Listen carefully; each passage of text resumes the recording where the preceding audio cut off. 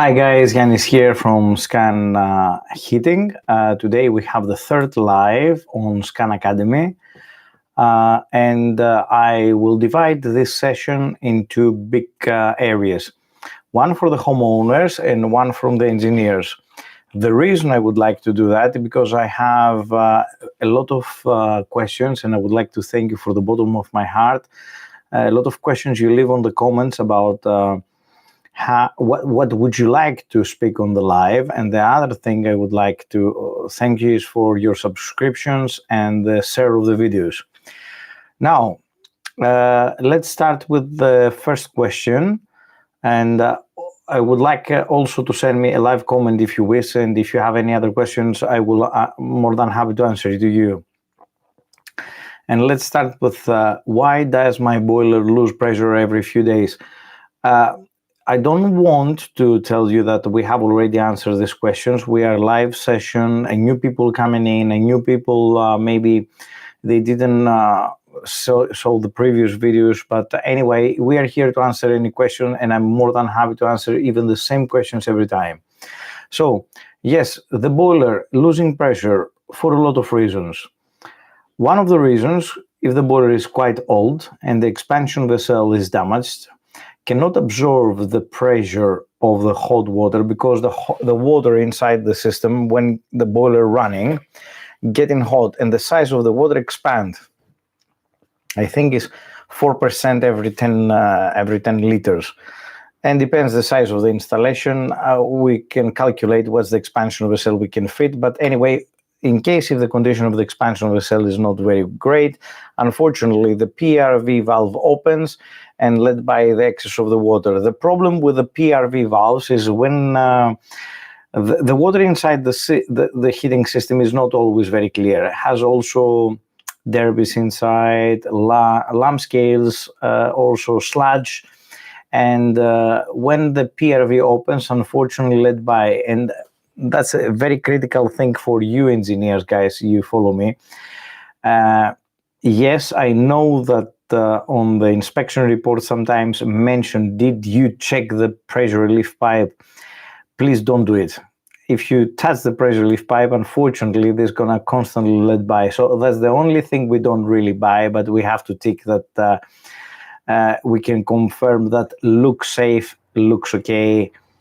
It is the correct pressure rated, but we cannot really test it, because if we test it, unfortunately, I'm afraid we have to replace at the same time. So the majority of the reason on the old boilers is the expansion vessel, it's damaged. Other reasons we lose pressure is, for example, if we have a small tiny leaking somewhere, for example, on the radiator valve. The other thing I would like to ask you before you start to call an engineer, make sure when you try to bleed the radiators by yourself, for example, you top up the pressure, because sometimes I went to the customer's house and I saw that the pressure drops down because they try to bleed the radiators, but they didn't know how to top up the pressure. That's why we lose pressure. Yes, small leakings can create a problem with the pressure as well. And the most difficult is the hidden leakings. Some of the copper pipes go under the wall, under the concrete floors, on the side walls. And if one of these pipes leaking, unfortunately, is very difficult to find. Sometimes, honestly, I'm come to the very difficult condition and position to my customers to say that we have to repiping the whole system. Very rare happen, but bear in mind, has to be done in case if we have that leakings. How we can treat the system? If we are in the first condition where the expansion of the cell is old, personally I think it's worth to replace the expansion of the cell and the PRV. But also you can recharge with air the expansion of the cell, but I don't recommend that for permanent solution. I recommend as a temporary solution until we order the parts, in order to leave the customer with the heating and arrange the proper service on our convenient time. I think that's the best we can do. And let's go to the second questions. How often should I service my boiler? Yes, the minimum is, and the optimum as well, for my opinion, is once per year. Once per year, we can leave the necessary time, the boiler to work, to do whatever supposed to do as a boiler, and then we can come back and check, for example, the siphon. The siphon is the 9 to 10 times the most critical bit, which I don't know why, guys. I don't know why all my new customers. Okay, I don't want to say all my new customers, but the majority of my new customers, when they call me for service, all the siphon traps that are nearly blocked. And when we say nearly blocked, guys, we're talking about even the rubber pipe going to the siphon is also blocked. It's crazy. I don't know why the engineers, I don't know why the engineer which undertake this particular job, because I don't want to generalize and of course not over generalize. They don't clean the siphon trap. I don't know, the condense trap. I don't know. It's one of the key things we have to do, I think, when we do the boiler service. And the other thing is, I noticed that in some cases, in some boilers like a Valand, I noticed that some engineers, when they try to piping the PRV or other pipes, they put completely pipes underneath of the filter, so you cannot undo it actually to do the boiler service. That's a little bit crazy as well. So we cannot do the service because of the way the pipe system it is fitted. But anyway, a significant part is to clean once per year minimum the condense. It's something you can do by yourself? No, unfortunately, you cannot do it by yourself. It's quite a significant job. It's quite a responsible job. And if you try to do by yourself, if you don't fit it properly, unfortunately, you are at risk or immediately dangerous. It's something has to be for competent engineer. The other thing we have to check on the boiler service, and again, I'm extremely surprised and I feel bad sometimes, is that no one's checked if we have inhibitor in the system. Inhibitor in the system is something so simple to do. It's something so important to do, because the quality of the water into the system is like the quality of our blood in our organization. If the water is just normal tap water into the system, unfortunately, that will create a corrosion to the system. It's going to damage the system. It's going to damage the automatic air vents. It's going to corrode the system, the slats, the metals, because the dissimilar metals fight each other. Maybe we create damage even on the burner of the boiler. Not the burner, I mean the chamber burner of the boiler. Because we have dissimilar metals. Aluminum is the boiler, copper pipes are the pipes, iron is the radiators, and all that metals fight each other. And the only way to protect the system is just to use it inhibitor. Different companies, different technologies. I don't want to go so deep tonight, but definitely we have to use inhibitor, and we have to check the inhibitor, for my opinion, every year. Yes, I know, it's a little bit of cost, don't get me wrong. It costs for us, for engineer, for a proper test, the eye test, or any other serious test, to rely on that results, roughly about 5 to 10 pounds each time. But it's money we have to give in order to confirm the quality of the service. It's really important. Thank you so much for the comment that you fully agree. Much appreciate, honestly, your efforts to collaborate with me on this live. I don't feel lonely as well. And yes, no one's pay attention. And more than 50%. I have a report actually on my phone at the moment, because I like to use the eye test from for my needs, because this one does not discriminate which company and which particular company I have to use the paper tests, for example. I do that, and I found that minimum 50% or more of the boilers again, from my new customers, they don't have inhibitor. If you ask me the reason, I think that first of all, it's a cost to test.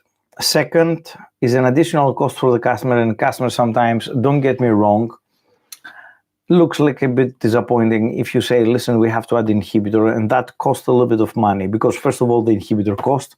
Second, probably we have to do a second visit because we don't carry on always inhibitor on our vans.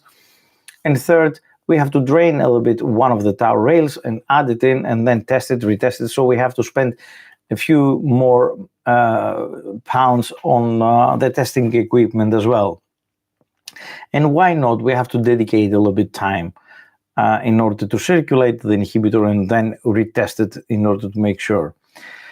What else? We're talking about the inhibitor, we're talking about the condense trap. Yes, the other thing is we have also checked what's the products of combustion. That's extremely important. With the products of combustions, we take instantly a lot of critical information. One of those informations are, for example, imagine that the products of combustion, if we know the model, we know what we expect for that model. Don't worry about that. If you Google, you can download everything for the manufacturer's manuals. With your experience as well, you know what you expect. And of course, for the British regulation, you know what you expect anyway.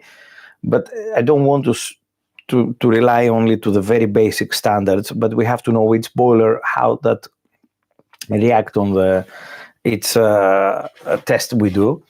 And the products of combustions, if they are correct, they confirm a lot of things. I will mention some of them.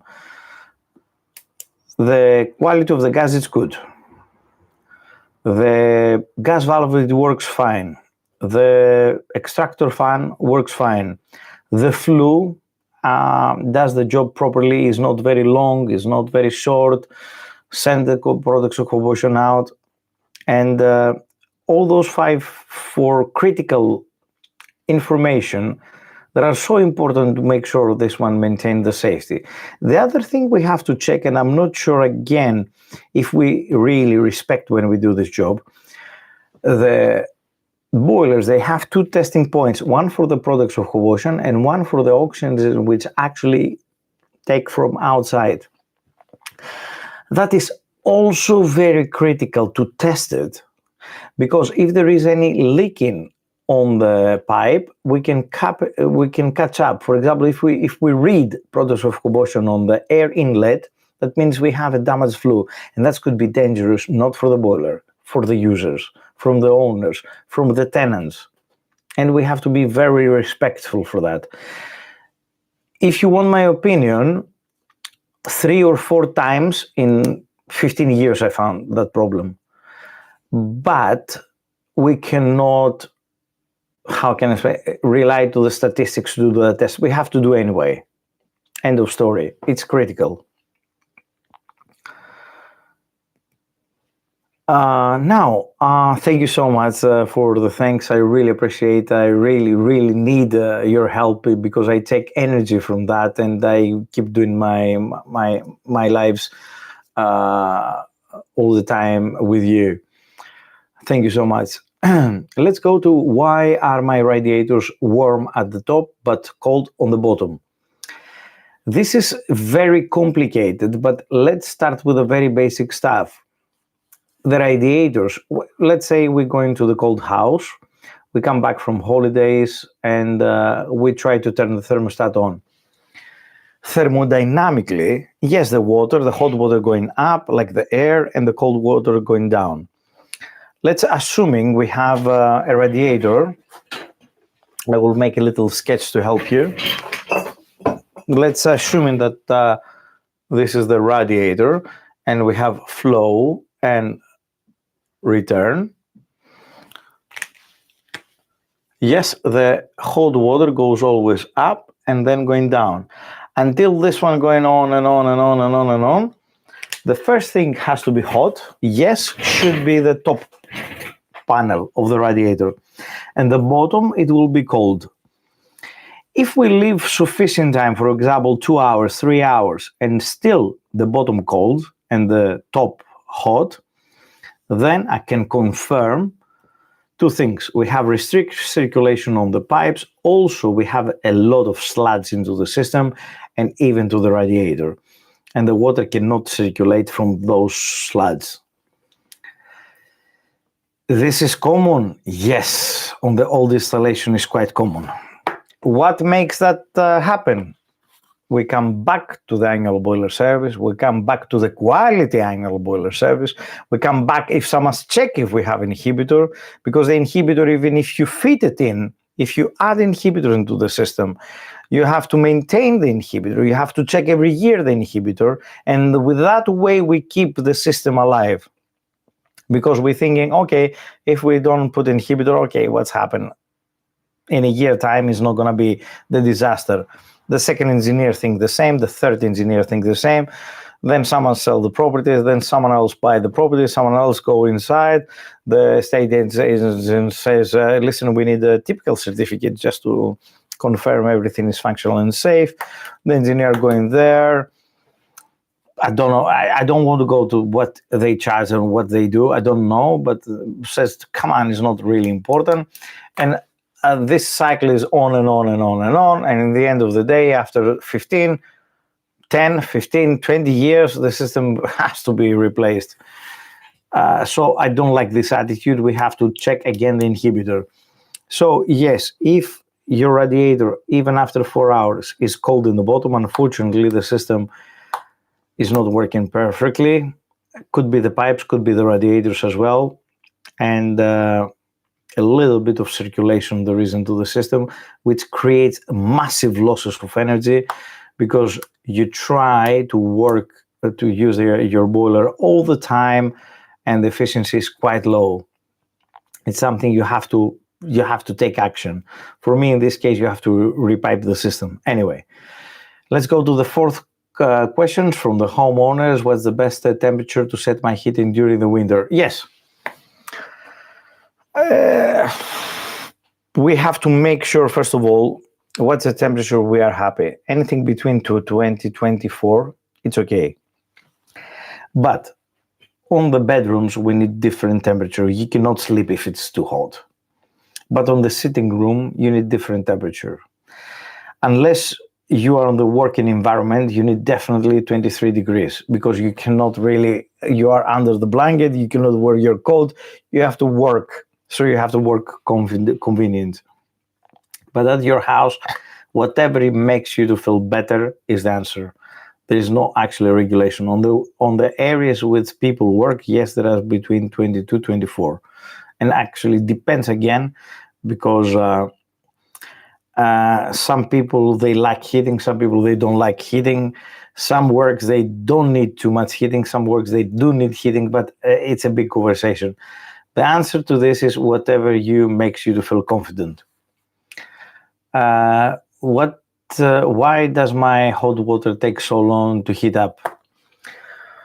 In this case, thanks for that question, but we have to make sure if we say about combi boiler, system boiler, and what's the distance between the tap and the boiler. Sometimes, anyway, let's start with the combi boilers.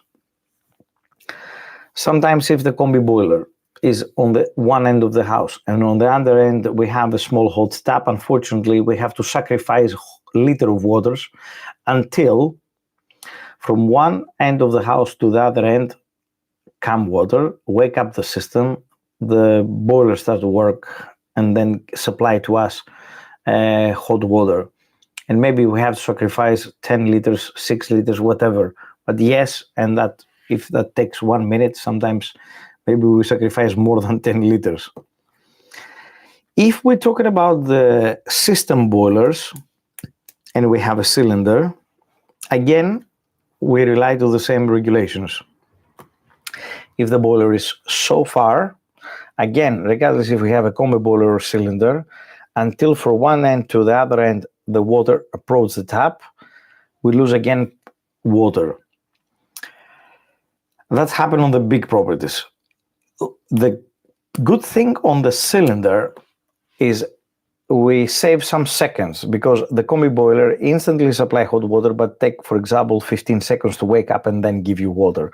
The cylinder does not actually need 15 seconds. Instantly has already heat up the water and set you out. On the very big properties, and probably that's the answer on these questions, I'm not sure, guys, if you don't mind, I need a little bit more comments, is when we have huge properties like 5-bedroom, 6-bedroom house, we have a first and second return on this hot water. I don't want to mess around you with the terminologies, what is the first and second return. Just imagine a ring.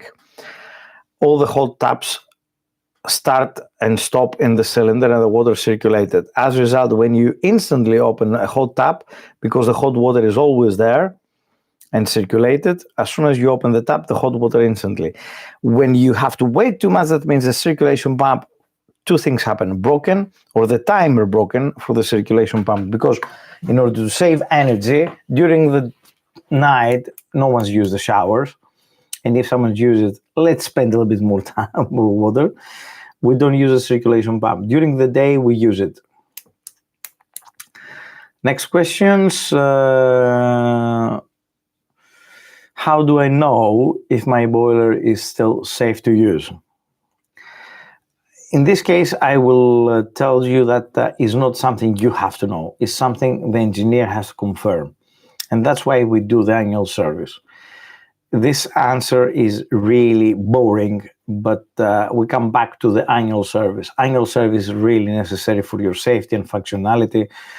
And the functionality maybe looks like, I know that it's work, I know that it's heating, but can you imagine if it's really efficient, or you spend double gas or double oil to do the same thing?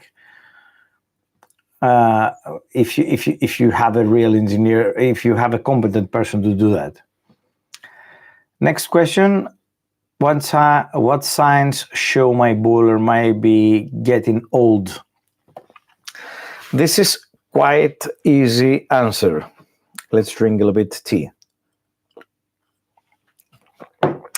This answer is quite easy because we can work with the data and statistics. Let's say the boiler is 12 years old. 12 years old is average of the life. Average life 12 years old means that we can keep the boiler, but we have to put in balance how much money I will spend to maintain and how much money needs to replace a new boiler. New boiler, that means more efficient boiler. That means 10 years guarantee or 7 years guarantee. To maintain a 10, 12 years boiler, we don't have any guarantee. Yes, we can maintain. Yes, we can wish, hope, and pray nothing's going to happen. But after 12 years, I think it's better to replace the boiler. Of course, depends the use of the boiler. If you have, for example, a holiday house and you go 30 days a year, I don't think so it's necessary to replace. But if you live in this property, yes, you have to consider after 12 years old. Depends the condition, depends the results, depends the annual service. How do you service? What's the condition of the system if you have to replace or not? The very good boilers, I think, is around 15 years.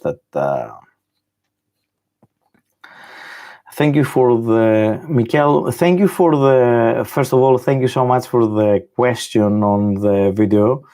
Actually, Mikel, this one is prepared for you because I would like to explain you the sensors, how the sensor works. And thank you for that. Let's read your comment. How do we know when it's a hot water thermistor issue or flow turbine issue, the secondary plate heat exchanger issue? I will answer in a little bit, Mikel, and thank you so much for the question. Let me finish a little bit the first session with the boilers, but I promise you, I will do a video special for this questions you have now. Not today, but one of these days this week, I will make a video. And this sketch on behind is just for you, Mikel, and thank you for that. I will come back to you in the second session because now we're still on the domestic customers, not the engineers like you. Yeah, how the safe to use. Yes, it's around 12 years old, still safe. Above 12 years, then the service engineer has to advise you for that. What signs show my boiler may be getting old? Yes, again, the age of the boiler is one of the most critical factors, and the use of the boiler. Those two things. Should I turn off my boiler when I go on holiday? No, for no reason. The combi boiler with the smart thermostats, with the new smart thermostat, they go back to the defrost protection. The system boiler, yes, you have to switch off only the hot water, and you have to, if you have old system, just put the defrost the temperature on 5 or 10 degrees. With that way, you don't need to heat up the water, because anyway, you are not there. But be careful a little bit. When you go to the holiday house, don't just turn on the boiler and use the hot water. Flush the hot water. I think you have to run the hot tap minimum for half an hour to get rid of the old water, and then you have to heat up the new water more than 55 or 60 degrees for 1 hour, in order to make sure we don't have any Legionella issues. Why is the one radiator not heating up even all the others works fine? Yes, the majority of the problems on these cases comes from the TRVs, the valves we control the temperature on the radiators. Again, we come to the stage, we have to make sure the quality of the water we circulate is good. We have filters, we have magnetic filters, we have the necessary inhibitor, because all those TRVs, they are very sensitive and stuck. And then sometimes, even if they're not stuck, restricted by the sludge, and we have to replace. And then if we don't clean the system, if we don't flush the system, if we don't clean the filters on the annual service, in the end of the day, we damage our system. So again, make sure you find a fair price according the service you received. Cheap service does not mean because I tick the box and the engineer disappear because it's cheap is the best deal I found it. No, we have to make sure the engineer sit in front of the boiler, do the necessary checks, and confirm all that stuff. Let's go to the next one. What is the difference between boiler service and boiler repair? Yes. The annual boiler service we do anyway. We have to do anyway without to wait until the boiler breaks down. The boiler annual service is just to make sure it works in the maximum efficiency in safe situation, and we maintain the guarantee on the most of the boilers because they have 10 years boilers. 10 years guarantee on the boilers. Boiler breakdown is when the boiler is not working and we call an engineer to fix the problem. The engineer has to deal with the problem, cannot do the same thing in the annual service, because to do the annual service we have to dedicate time.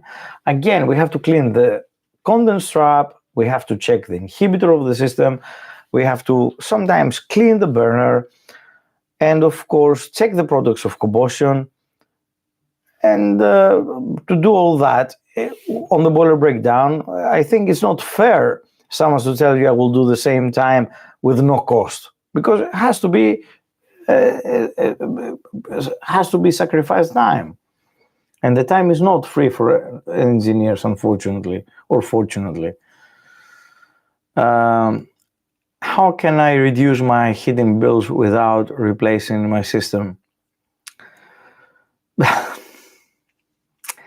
I don't feel very confident. I don't feel very well to answer these questions, but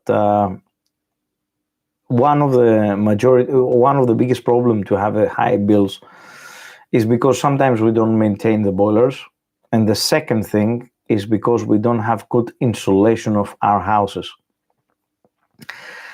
In the very old houses, even if we replace the boiler with more efficient we can definitely have a little economy, but not a big deal. The big deal is gonna coming when we how to convert and open. Yes, I will do that tutorial videos. I just received some message now, guys, and thank you for that. Tutorial video how to convert open vent system into the seal system, like taking away the F&E tank and expansion vessel. Yes, of course, I will answer to this, and I will make a video, and I will make a special sketch as well, how to do that, guys. Definitely we will do that, I promise you. Let me finish with this one, because I know that all that information about the engineers now.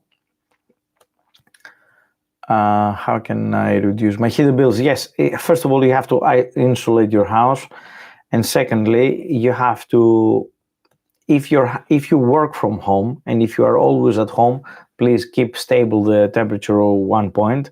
If you're not working from home, just to replace with a smart thermostat or any timer, and use the heating when you are at home before you sleep. That's the best thing you can do. And of course, maintain the boiler and make sure the system works fine. Not only the boiler, the system as system. Why does my boiler keeps switch itself off? I don't know, actually, because there are so many reasons. I don't want to start to guess these things like that.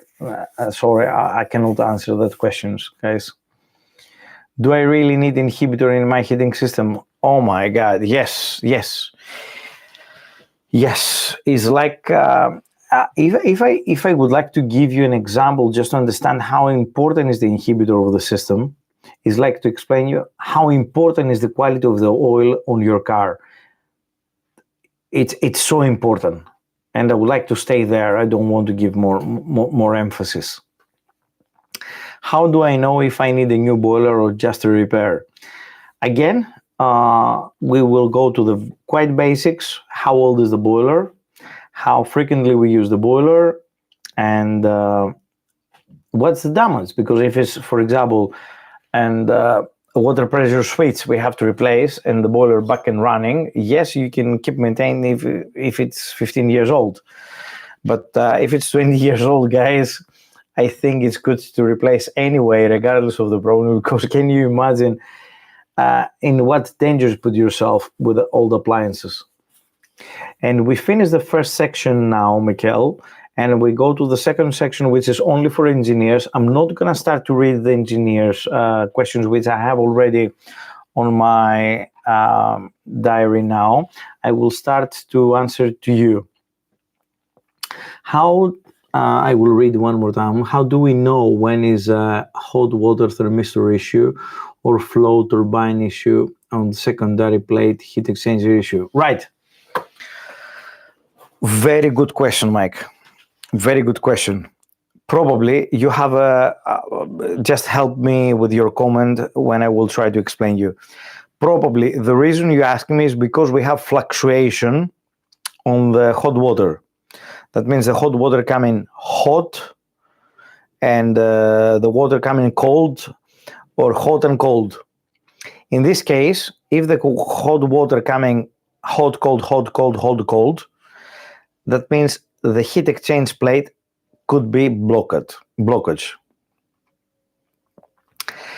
On the Baxi boilers, I don't know what boiler is that, but on the Baxi boilers, sometimes there is a temperature sensor on the exit of the heat exchange plate, which actually sometimes getting full of lamp scales and sludge, cannot read correct the temperature. That's why we have fluctuation. If it's Baxi boiler, you have to replace, before you replace the heat exchange plate, you have to replace first the temperature probe, which is a thermistor. It's quite cheap and very straightforward process. If we go to the Vaillant boiler, and don't worry to answer what boiler do you have. It's important to listen all that stuff. If we have a Vaillant boiler, all that sensors that attach to the external exchange plate, heat exchange plate. So we don't really worry about the corrosion or any sensitivity. Sometimes on Vaillant is the valve diverter. That means the valve diverter sometimes stuck to the functional position, which is only hot water, only heating, and that's very easy to diagnose the problem. But there is an intermittent fault as well, which is the valve diverter stuck a little bit to the hot water and to the heating as well. As a result, when we call from heating, we have heating, and when we call from hot water, some of the radiators heating up because we're in the middle, but the hot water is not sufficient, okay. I will advise you, if it's old boiler but 30 kilowatt, the heat exchange plate is very difficult to get in blocked because of the size. If we have a good quality of the water on the inhibitor on the system, it's very difficult to blocked. So we go away. We have to go back to the valve diverter if it's valent and replace the valve diverter. If it's a baxi, again, if it's high kilowatt power on the hot water, it's very difficult to the heat exchange plate to be broken. But if we go to Viessmann, 99.9% is the heat exchange plate, because Viessmann, in order to approach the maximum efficiency, create a very thin lines on the heat exchange plate, which is very, very easy to block. Depends the condition, depends the boiler, depends everything, but I think it's heat exchange plate, the first thing, and then the sensors. You mentioned also, if we is the water flow sensor, again on the valent boiler, the old ones, it's very easy to broken the water flow sensor. On the baxi, very easy to broken the water flow sensor. And also is very good to start for the water flow sensor again, even before the rest of the sensors. The reason is that is not because there is a rule, but statistically for the jobs I undertake so far.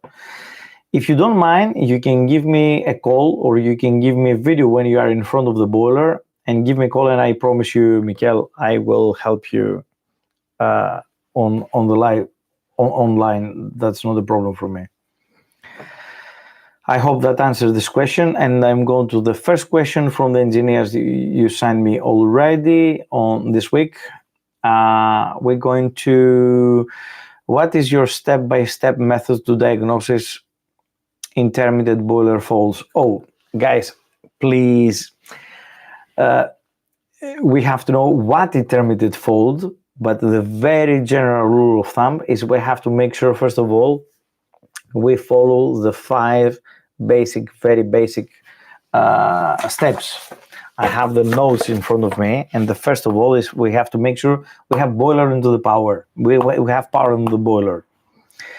Secondly, we have to make sure we have a demand for the hot water or heating. Secondly, the circulation pump works, because sometimes if the circulation pump is not working, maybe we have overheating issue, or maybe we don't have any hot water. We have to make sure the fan's running. That's very easy to diagnose. We have to make sure on the old boilers, the APS works. That's the air pressure switch on the old boilers. On the new boilers, we don't have that. We have to make sure we have power on the gas valve. We have to make the multimeter and test if we have voltage on the gas valve. Then we have to make sure that we have ignition and the ignites, and we can test again that if we have voltage on the low voltage of the transformer, or if we can the probe on our hands. Very careful, guys, because we have high voltage and we see spark. And the other thing is if we have the burner modulates, because sometimes if we have a very low demand for hot water or heating, yes, it works. When you ask for more, stop, because the flame supervision device on the majority of the boilers sometimes need replacing, which is the little probe, and in the worst case scenario, the PCB. But that's the very basic steps. Let's read one from Maza. Maza, thank you so much for the question. Do you do electrics as well as plumbing and gas? Maza, thanks for the question, much appreciate, and I will tell you a little bit of my background. I'm electrical engineer by bachelor degree. I study electrical engineering, and I have a very, very strong opinion about the electrics. When I start to work as an electrician on the domestic industry, I found it very boring, to be honest with you. But when I start to work for a company, heating company, because they need an electrical engineer for automation, for the electrical faults and stuff like that on the heating system, I stuck very young, 26 years old with this company, and I never changed any job, honestly. Only a small break, 6 years, but in the meantime, I did boiler as well when I dealt with PV modules and solar farms. So I don't do electrics, but I know very well the electrics, and I feel very proud for that, to be honest. Next question, how do you approach low gas pressure issues on site? Yes, guys, that's very important. As engineers, you have to know that the minimum gas pressure is 21 minus 2. And if we have something lower than that, we have to speak directly with the gas body, whatever that is the national grid we have to speak with. Yes, I've been to the houses. We have less than 18.5 gas pressure on the meter, and we have directly to speak with the gas body to sort out as soon as possible. What's the most common mistakes engineers make when wiring S-plan system? Amazing question, guys. Yes. S-plan, personally, I think is the most easy thing. What is with the gas engineers? Guys, it's not rocket science to wire up an S system or a Y system or whatever. I think we need a little bit more training. If you think how many times you try to solder a pipe, how many times you try to make a hole to fit a boiler, how many times you connect pipes, you have to sacrifice the same time to do electrics. For me, if you want my opinion, take one 3-port valve, one 2-port valve, or 2-port valves, one timer, one high thermostat, spend £1,000 to take a kit at your home, and try to do one all the time, try to do things, and try to redo it until you get an intelligent. You have to spend time. That is not difficult, but you have to spend time, guys. And the other thing is, if you don't want to spend, if you don't have that money to spend to take experiment in your house, you start to do experiment in independent paper. Try to remember exactly what's the configuration of the S plan, exactly what's the configuration of the Y plan, and when that's getting completely stable in your brain, and then trust me, it's going to be a piece of cake. I'm telling you that because that's the only thing I did for myself. I didn't do something different what I'm telling you. I remember everything for my brain. When I started. Now, guys, without if I don't have my notice with me, I cannot do it for a lot of reasons. First of all, I'm stressed. Second reason, when I work a phone call, I have to pick up phone calls. I have to send text messages. I have sometimes send invoices. Plus, I'm sometimes tired. So always before go on site, I have to have the S and Y plan system, for example, on my notes to do that. So first of all, do experiment by yourself, buy the very cheap divert valves, the very cheap timers, and try to do experiment in your house. Second thing, try to remember as good as you can for the top of your hand the wiring configuration. I will do some videos how to do that easily. And yes, don't scare. That's the answer. Don't scare, guys. You don't need to scare when we go to electrics. I know. Also, for me, it was a very challenging I was scared to touch pipes sometimes, because as an electrician, I didn't have good relations with the water. But of course, because I started to do both, I become competent on both. So don't scare is the answer. Okay, you're gonna do mistakes. What's the problem? Everybody does mistakes. And keep something from this live today, guys. And Always remember that. Even myself, in order to come to this position, to be very competent in all that system, I did whatever mistake you can imagine. I did, and not only one time, a lot of times. But after mistake and mistake and mistake and mistake, you learn. And yes, guys, that's the only process. So don't scare to do mistakes. You have to make the mistakes, and you have to pay for your mistakes. And you have to be honest with yourself first. Next question. How do I test the PCB before replace it? So it's very, very critical. Just let you know, the last thing sometimes happens is the PCB. If we have the necessary power on the fan, if we have the necessary power on the gas valve, if we have all the necessary valves, I don't think so, is the PCB, something else.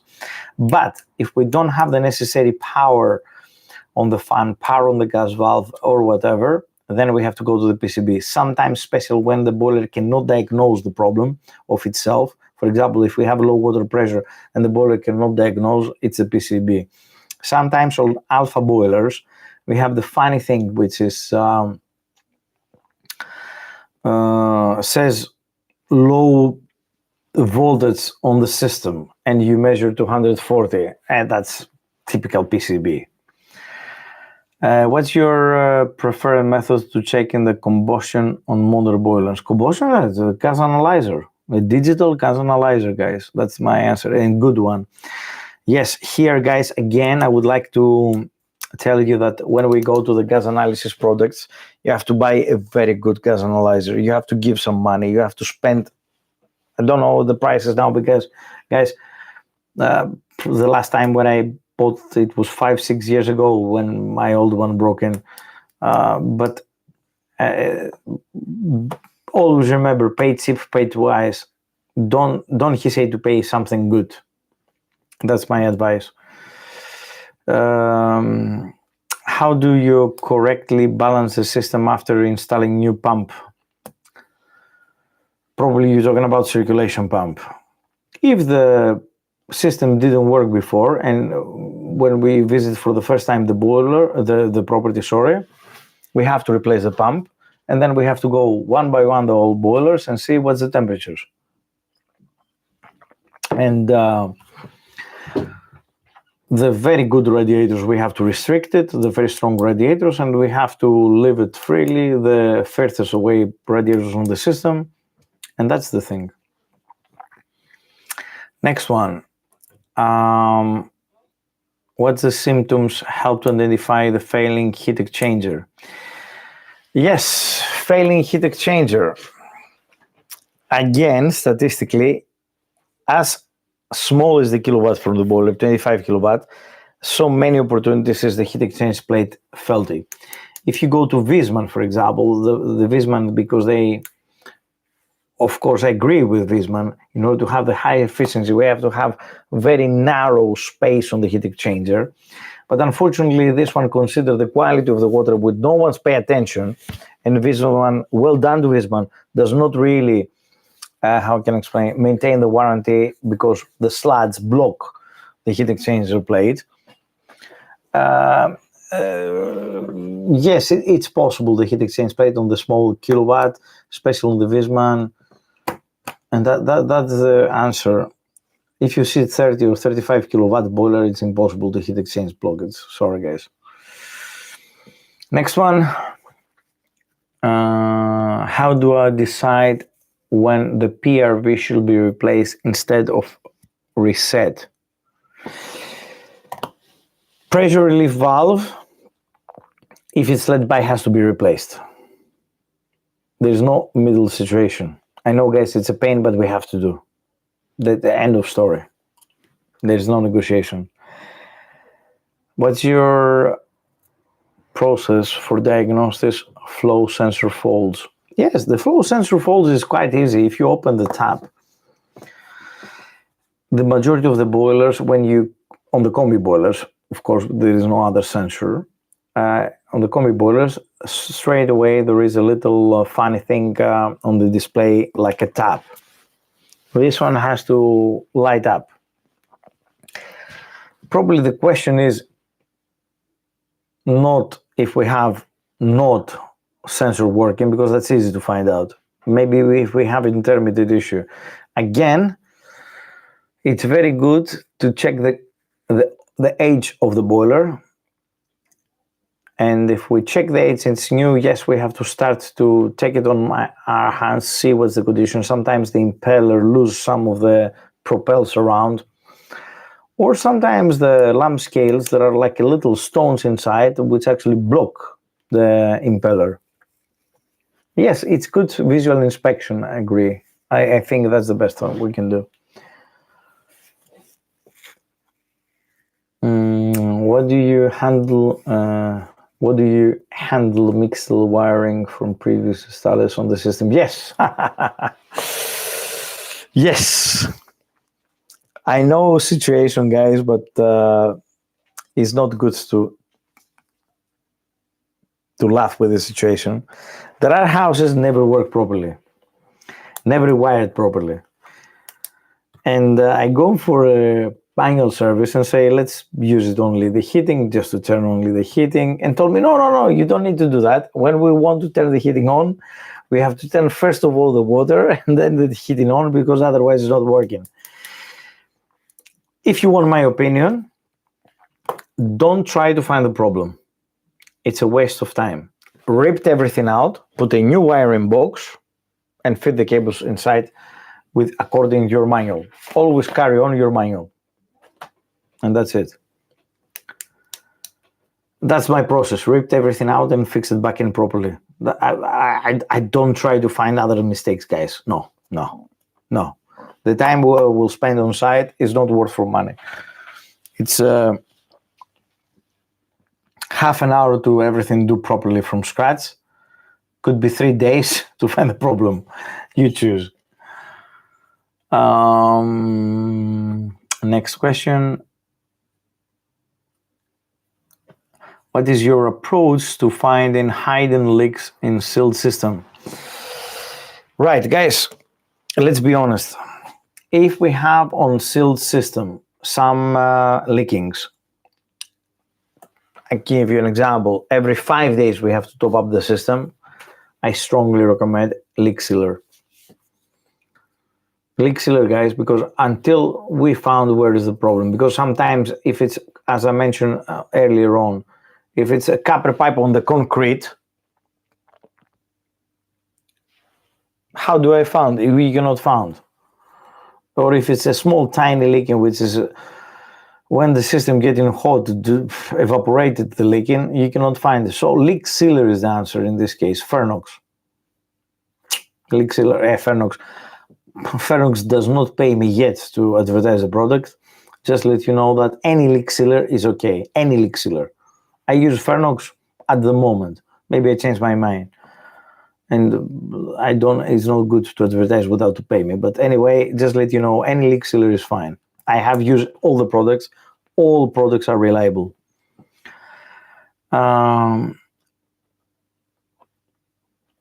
do you assess wherever the pump is correct size for the system? Wow. Well done, guys. That's actually a topic for the whole video. The very, very classic pumps everybody sells, and let me see if I have one, and I will show you.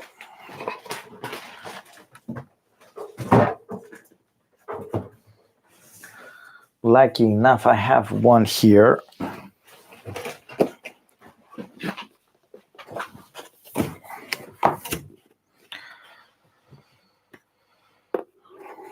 Domestic standard 1560 is the very basic pump for the domestic use, 3, 4, maximum 5 bedroom flats. You don't need something more. I don't want to go very deep. What is the 15? What is the 60? Because that's a very, very interesting topic to do in another video, and it's very interesting as well to explain you how to calculate these things. But this is the type of pump. You can use it, for example, for the general use.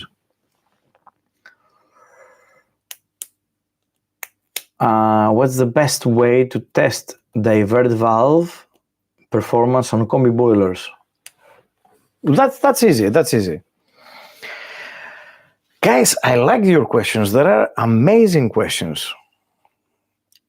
Right. Mikel, let's go back to you.